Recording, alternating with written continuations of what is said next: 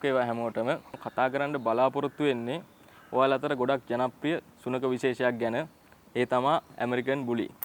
ඉතින් මෙයාලා හඳුන්වලා දෙන්නේ මෙයාලගේ නිජබිම වෙන්නේ ඇමරිකාව. නමින්ම තියෙන ඇමරිකන් බුලි කියලා. මෙයාලව ඉස්සල්ලාම ලෝකෙට හඳුන්වලා දෙන්නේ 1990 දශකයේ. මෙයාලා ලෝකෙට හඳුන්වා දීමට හේතුනේ මේ ඇමරිකාවේ තවත් මේ සුනකෙක් ඉන්නවා ඇමරිකන් පිට්බුල් ටෙරියර්.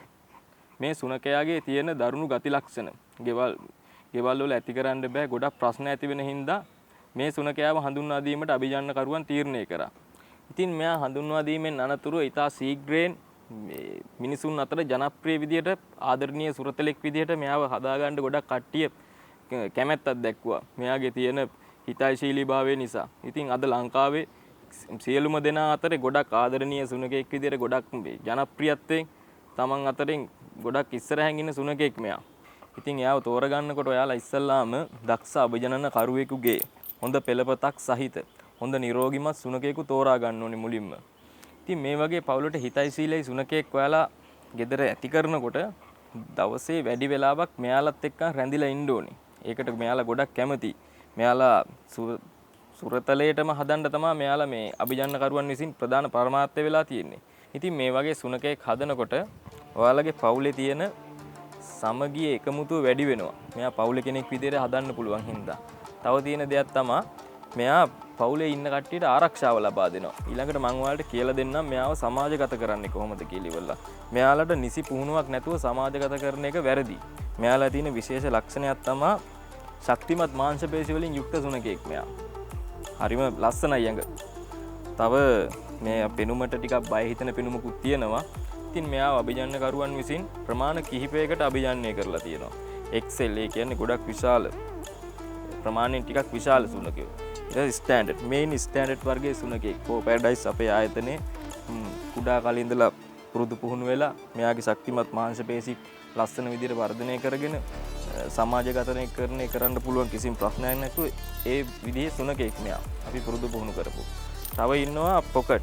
ඒ කියන්නේ ගොඩාක් ස්ටෑන්ඩඩ් ප්‍රමාණයට වඩා ගොඩක් පොඩි කොට්ටාසයක් යාලා. ඒ වර්ග තුනෙන් තමයි මේ අභිජනකරුවන් මෙයාලව අභිජනනය කරලා තියෙන්නේ. ඉතින් මේ බ්‍රීඩ් එකේ තියෙන සෞඛ්‍යමය ගැටලු ගැන මේ අපේ ආදරණීය ස්මෝකිගේ හිමිකරුවා විසින් ඔයාලට පැහැදිලි කරලා දෙයි. ස්මෝකි සුබ දවසක් හැමෝටම. මේ ඉන්නේ මගේ ස්මෝකියා. මෙයාට දැන් ඇත්තටම අවුරුදු 2කමාරක් විතර වෙනවා. මම මෙයාව හදන්න ගත්තේ ඇත්තටම මම මේ බව්වන්ට කොහොමත් පොඩි කාලේ නම් ආදරේ කෙනෙක්. මෙයා හදන්න ගන්න හේතුව මම මේගොල්ලන්ගේ ලුක් එක. ඒ කියන්නේ මේගොල්ලන්ගේ ආදරණීය ගතියට සහ මේගොල්ලන්ගේ තියෙන මේ මසල් මෑස් එකට මම ආසයි. ඒක නිසා තමයි මම විශේෂයෙන් මෙයාව හදන්න ගත්තේ. මම හදන්න ගත්තට මම දන්නවා මේගොල්ලන්ට පොඩි පොඩි සෞඛ්‍ය ප්‍රශ්න එනවායි කියලා. නමුත් මට පර්සනලි මේවා මැනේජ් කරන්න පුළුවන්. සහ එහෙම මැනේජ් කරන්න බැරි ප්‍රශ්න නෙමෙයි. මේක අපි දැනුවත්කමින් හදන්න ඕනේ මේගොල්ලෝ හදනකොට. ඒකට ඔයගොල්ලන්ට පේනවා මේගොල්ලන්ගේ මේ ස්නවුට් එක. ඒ කියන්නේ මේ හොම්බ මේක ටිකක් කොටයි.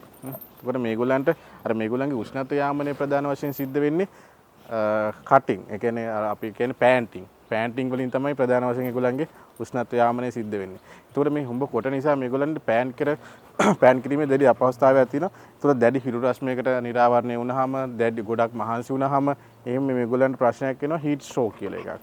කියන්නේ ප්‍රධානම ගැටලුව තමයි මේගොල්ලෝ මූණ පාන ලංකාවේ මිනිස්සු නොදැනුවත්වම කරන දේවල්. ඒ කියන්නේ ගොඩක් ඇවිද්දවනවා, මහන්සි කරනවා, ටිකක් වැඩිපුර අවුරශ්‍ය තියෙන තැන්වල ගොඩක් ඇවිද්දවනවා, බීච් එකේ වැඩි වෙලාවක් තියා ගන්නවා. ඒකට තාරපාරේ ගොඩක් ඇවිද්දවනවා අවුරශ්‍ය තියෙන වෙලාවට. ඊට පස්සේ නාංගවල අවුවේ ගැට ගහලා තියෙනවා. ඒ වගේ ප්‍රශ්නත් එක්ක මේගොල්ලන්ට හීට් ස්ට්‍රෝක් කියන එක හරි වේගයෙන් එනවා. ඒ සමහර අවස්ථාවල අපි දැකලා තියෙන වාහනය ඇතුලේ දාලා වහනවා. අනිත් සතෙකුට ඉන්න පුළුවන් තරම් කාලයක් මේගොල්ලන්ට වාහනය ඇතුළට වෙලා ඉන්න බෑ. ටක් ගාලා ටෙම්පරේචර් වැඩි වෙනවා. මොකද උෂ්ණත්ව යාමනයේ ටිකක් මේගොල්ලන්ගේ දුර්වලයි. ඒක තමයි මම දැකලා තියෙන ප්‍රධානම ගැටලුව මේගොල්ලන්ගේ. ඊට පස්සේ මේ අර ප්‍රධාන වශයෙන් මේ බ්‍රැකිසෙපලික් මේ කියන්නේ මේ ස්නවුට් එකේ කොට වීම නිසා තමයි ගොඩක් ප්‍රශ්න මෙයාලට තියෙන්නේ. ඒ අරනම් කිසිම ප්‍රශ්නයක් නැති හොඳ වර්ගයක් විදිහට තමයි මම ලංකාවේ දැකලා තියෙන්නේ. ලෙඩ ගොඩක්ම අඩු බ්‍රීඩ් එකක් විදිහට තමයි මේ ඇමරිකන් බුලිස්ලා මම දැකලා තියෙන්නේ. මොකද මම ළඟට එන කට්ටිය ගොඩක් ඉන්නවා. හරිම නිරෝගී. කිසි ප්‍රශ්නයක් නැහැ. ආයේ පොඩි ස්කින් ඉෂුස් එනවා. ප්‍රධාන වශයෙන් මම දැකලා තියෙනවා ඒක නම් ඔය එකක් ක්ලයිමැටික් ඒගොල්ලන්ගේ වතුර වෙනස්කම්, කෑම වෙනස්කම්, ඒවත් එක තමයි ප්‍රධාන වශයෙන් ඔය කෑම වෙනස්කම් එක්ක එන ස්කින් ඇලර්ජි මේගොල්ලන් ගොඩක් දැකලා තියෙනවා. ඔය සමහර මේගොල්ලෝ ගොඩක් ඉන්නවා චිකන් වලට ටිකක් ඇලර්ජි කට්ටිය ටික වැඩිපුර ඉන්නවා. ඒතකොට ඒගොල්ලෝ අපි පොඩි කාලෙම අපි ඒක අඳුරගත්තට පස්සේ අපි චිකන් ඈඩ් කරලා තියෙනවා. ඒ වගේ අනිත් එක තමයි ටිකක් අර ෆංගස් වලට ටිකක් මේගොල්ලෝ රැපිඩ්ලි එක්ස්පෝස් වෙනවා. ඒතකොට ඒ වගේ ස්කින් ඉෂුස් ටිකක් තියෙනවා. ප්‍රධාන වශයෙන් ඉතින් මේගොල්ලන්ගේ අර ලොකු ප්‍රශ්න නෑ. ඒ වගේ පොඩි පොඩි ප්‍රශ්න ටිකක් තියෙන්නේ. බොහොම අවබෝධයෙන් ඔයගොල්ලෝ හදනවා නම් මේගොල්ලෝ හරිම සුන්දරයි, හරිම ලස්සනයි, හරිම නිර්මාණශීලී. අපිට ඕන විදිහක ඕන දෙයකට මෙයාව හුරු කරගන්න පුළුවන්. අනිත් එක මෙයාව මම දකින්නකොට මෙයා එක්සර්සයිස් කරනකොට මෙයා ජම්ප් කරනකොට එන මසල් මෑස් ඇත්තේ මම හරි සතුටු වෙනවා. මෙයාලව දැකලා තමයි අපි අපේ විවේක කාලයේදී අපිට හරි විවේකයේ අඩුවෙන් හම්බෙන්නේ.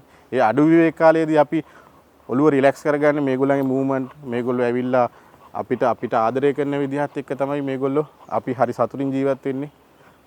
බොහොම ස්තුතියි. වෙන ලොකු ගැටලුවක් නැහැ. බය නැතුව හදන්න හොඳ බ්‍රීඩ් එකක්, හොඳ ආදරණීය බ්‍රීඩ් එකක්. එහෙනම් ඔගොල්ලෝ හැමෝටම සුබ දවසක්.